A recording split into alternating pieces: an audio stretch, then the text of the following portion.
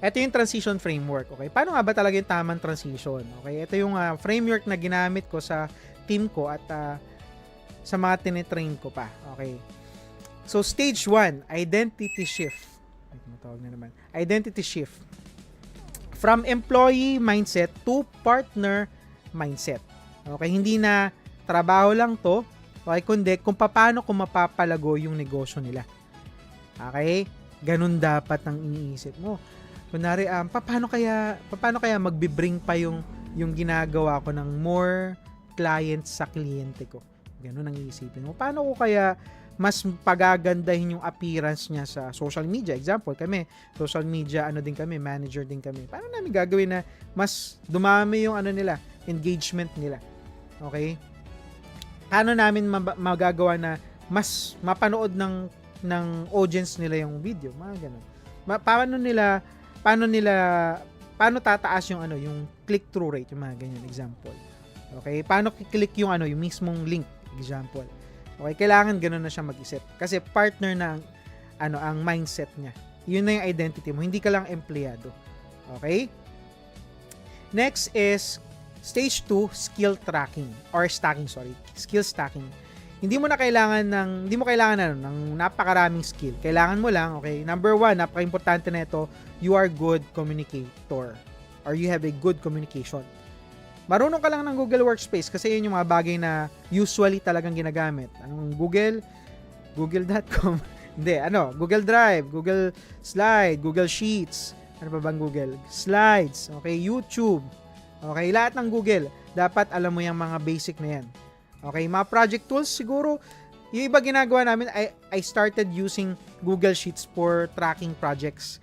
Maniwala man kasi hindi. Diyan ko chinecheck lahat ng trabaho sa Google Sheets. Okay, pwede na siyang maging project tool, pero kung gusto mong medyo mag-up ng ng tool mo, pwede kang Asana, ClickUp.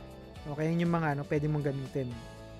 Then kahit isang technical skill lang, kahit graphic designer ka lang, pwede na yun. Kahit video editor ka, pwede. Kahit social media ka, okay? Or pwede kang maging generalist or VA. Isa lang. Okay? Then, stage 3, okay, system building. Okay? Clients pay for system. Kailangan meron kang workflow, meron kang reporting, meron kang documentation and organization. Kung paano mo ginagawa yung trabaho mo. Okay? Gusto nilang makita yun. Okay? Para hindi ka na nila, alam mo yun, ipupulis na ano yung ginagawa mo. Alam na kasi nila, papakita mo na this is how I do my job. Ito yung workflow ko. Pagka pasok ko pa lang, ito na yung aasikasuhin ko. Kunwari, video editing, aralin ko video editing, tapos edit ko yung video, i-report-post ko yung video sa ibang content like graphics or carousel and so on. Okay, tapos ipopost ko sa hapon. Ganun yung parang workflow. Reporting, pagkatapos mo mag-work, eto yung natapos ko. Documentation kung paano mo siya tinapos. Okay, then organization, syempre yung mga filing system. Okay, kailangan merong structure yung talent mo. Hindi po pwedeng puro talent lang, hindi pwedeng puro skills lang. Dapat meron siyang structure kung paano mo siya ginagawa. Tuturo ko din yan sa mga susunod na webinar. Then stage 4, safe transition. Okay, huwag ka muna magre-resign agad. Okay? Huwag ka muna mag-resign agad. Uy, baka dun pa lang meron ka na nakuha kagad, magre-resign ka na. Hindi ganun, okay? Kailangan, okay, ito yung mga kailangan mong gawin kapag nagtatrabaho ka. Okay?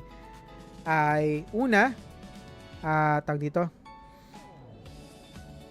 Matuto ka muna ng mga bagay, yung bagay na nilagay ko sa resume ko nung nag-apply ako ng work from home is kung ano yung ginagawa ko sa office. Ganun lang kasimple.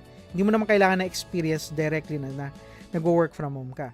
Okay? Example, maniwala ka man sa hindi, yung pagbabrowse ko ng social media, nilagay ko siya kasi pwede siyang maging social media management. Bakit? Kasi kaya ko mag-engage sa Facebook, kaya ko mag-comment, kaya ko mag-like, kaya ko mag-share. Iyon yung isa sa mga skill. Nilagay ko siya doon. Okay, kaya ko siya. Big sabihin, pwede ka social media manager. Okay? So, pwede mo ilagay pala yung bagay na meron ka na. Okay? Hindi yung bagay na isip mo, kailangan ko mag-training, kailangan. Yes, that will help, pero gamitin mo kung anong meron ka na. Okay? So, example, ano pa bang kunwari, magaling ka sa ML. Okay? Ano meron doon? Strategic ka. O, 'di ba? Galing mo, 'di ba?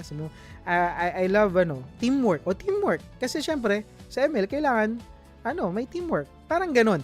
You don't really need to get other skill, enroll to other program, at hindi ako dito sa webinar ko, hindi ako enroll sa inyo. Wala kaming ganun dito. Magtuturo lang at mag-share lang talaga kami rito.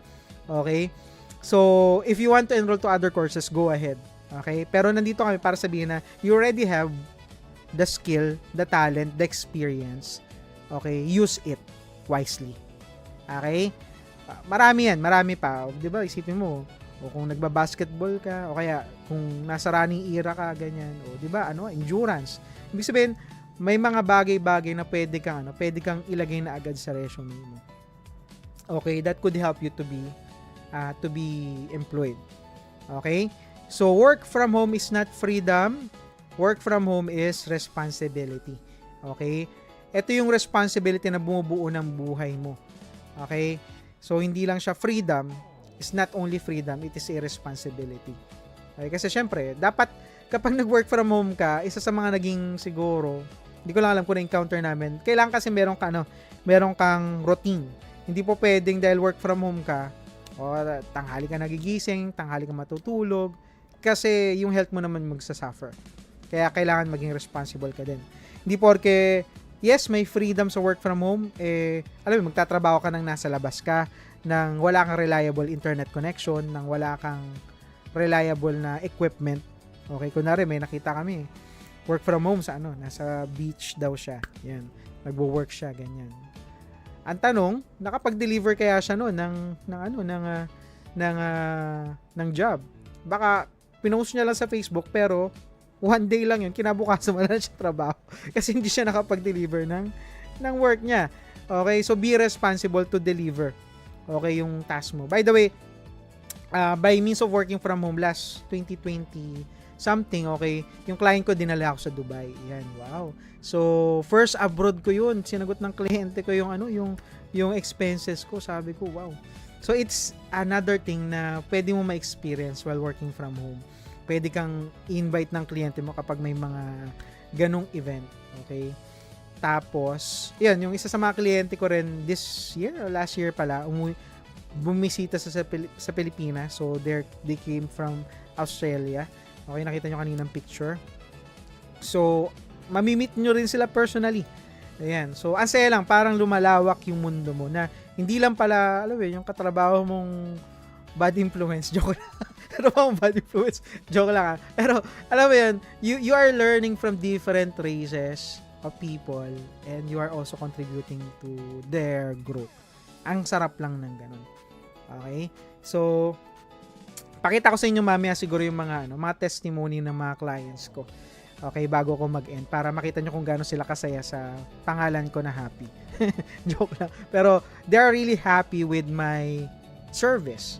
Okay, behind me is a team na unang-una nandiyan asawa ko, nandiyan yung mga employees ko na talaga namang really working hard to deliver to our clients. So hindi lang kami. Okay, hindi lang pala ako. Humaharap lang ako sa kanila, yes. But I'm really proud of my team. Ayan. So anyway, your office job is not your enemy, okay? Ulitin ko lang ulit. Kahit may mukhang enemy dyan. Okay? Hindi ka tumatakas sa opisina, nagte-training ka pa lang. Okay? So make your office a training ground. Okay? So what you can start this week? Okay? Hindi next year, okay? Hindi kapag ready ka na mag-work from home. Okay? You can start na ng mga bagay-bagay na sinasabi ko this week pa lang. Okay? Ano yung mga pwede mong gawin? Maghanap ka ng mga skills, mga talent mo na pwede mong gamitin. Okay? Para sa client mo sa abroad. Okay? By the way, may mga na rin ako, may mga interview tips na rin ako sa mga social media channel ko. Okay? So ngayon, let me tell you this, hindi ka pa late sa work from home, at bukod sa hindi ka pa late, hindi saturated ang market ng working from home. Isipin mo, ang laki ng USA, ang laki ng Amerika, ang laki ng Canada, ang laki ng Australia, ang liit ng Pilipinas. Ang liit. Ang liit lang ng Pilipinas kung ikukumpara. Parang let's say 1:100. Okay? Ang daming kliyente abroad. Okay? Kailangan nila tayo para may outsource nila yung trabaho nila. Yes, we might be cheaper in a way sa kanila. Pero yung sahod na ibibigay nila sa atin, malaki. Okay? So, parang 13th month, buwan-buwan. Parang ganun yung sweldo. Gusto mo ba ng ganun? 13th month, buwan-buwan. Ikaw, 'di ba nung tatrabaho ako sa dito sa work from office ng face to face, inaantay ko 13th month bonus. Kapag teacher ka, may 14th month pa. Inaantay ko 'yan. Pero nung nag-work from home ako, parang buwan-buwan. Parang ganun. Okay, I mean, sa atin malaki na yun, para sa kanila maliit pa lang. Not to hype you guys, pero that's the reality. Okay, ng working from home. Okay? You are working kasi, you are delivering to the client the solution. Okay? So, kailangan lang, again, hindi ka pa late, hindi ka rin bobo, hindi ka mahina, okay? May proseso ka lang na kailangan matutunan. Ituturo ko rin yung sa inyo sa mga susunod na webinar, okay? Foundation pa lang yung tinuturo ko ngayon.